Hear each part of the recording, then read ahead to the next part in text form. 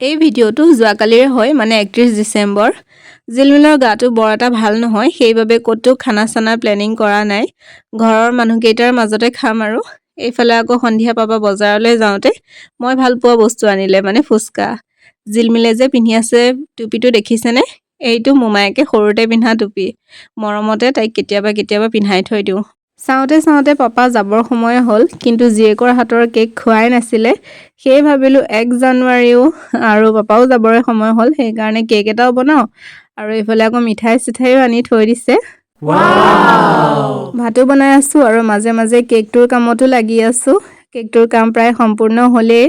এয়া চাওক কেকৰ ফাইনেল লুকটো। মই ডিজাইনবোৰ চিম্পুলতে ৰাখোঁ আৰু এয়া আমাৰ ভাত সাজো ৰেডি হৈ গ'ল। 2024ৰ শেষৰ সাজ ভাত। ঘৰৰ মানুহকেইটাই মিলি পেলাই তৃপ্তিৰে ভাতকেইটা খালোঁ। আজিলৈ ইমানেই, নেক্সট ভিডিঅ'ত আকৌ লগ পাম।